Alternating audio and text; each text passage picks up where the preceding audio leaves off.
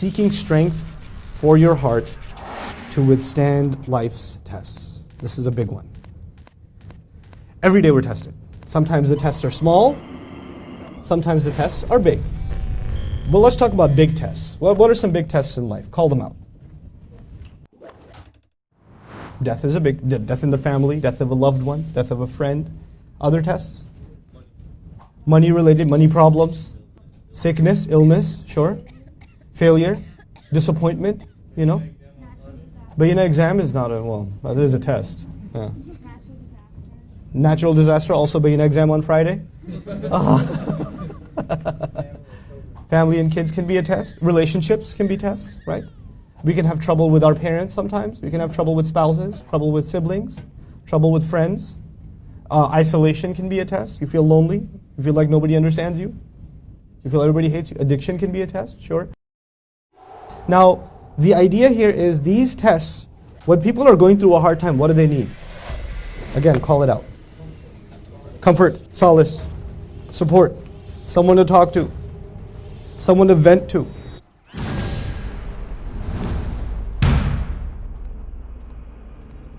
You know how many people come up to me and say, I need to talk to you for 2 minutes? That's usually 2 hours. I have this thing that I can only talk to you about. No one else on the planet will understand my problem, except you, because you're on YouTube. But what, in all reality, not to dismiss people's issues, people need someone to talk to. And people, more than anything else, need someone to give them hope, show them a light at the end of the tunnel, convince them that they can get through this. They are stronger than the trial that they're facing. That whatever they're going through, there has to be some good in it. You know? They need that, and they need somebody to say that in a loving way, in a kind way, in a comforting way. You know? And when that kind of comfort and love, it comes from someone with more authority. Like, when your younger brother says that to you, like, But when your grandfather says it to you, it means something more. When your dad says it to you, when your teacher says it to you, when a great scholar says it to you, it just kind of, okay. And the husband says, I've been saying that to you all this time, it didn't mean nothing. And he said the same exact thing, and all of a sudden, I feel so much better. Why? Because when somebody from a position of authority comforts you, the comforting itself is authoritative. One of the roles of the Quran in the life of a believer is, I'm having trouble.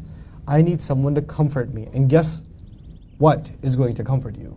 The word of Allah is going to comfort you. You're going to open up the Quran and you're going to read something and it's going to bring you comfort exactly in regards to your trial. One of my best friends in life, back in New York, I won't tell you his name because this recording will go up somewhere and he'll see, hey, you mentioned my name.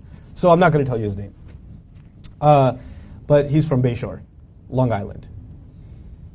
Anyway, so he, one time, this is maybe 12 years ago, he's like, hey, so Nouman, how do we get guidance from the Quran? I need guidance from the Quran. Where do you begin? What do you look up, like an index? If you have problems with patience, read these ayat. If you have problems with health, read these ayat. What do? I was like, hey, try this. Next time you have a problem, just have a mushaf with you, a copy of Quran with you, and just randomly open any page and start reading.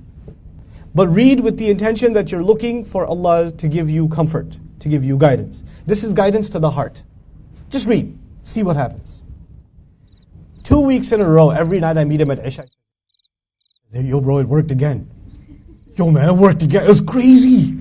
People don't know about this, man. This is so crazy. I had this problem, and I was reading, and third ayah I read, I was like, whoa! That's exactly what I was... That's what it's supposed to be. But Quran will not give you that if you come to it as a critic, remember? Quran will only give you that when you come to it as a seeker.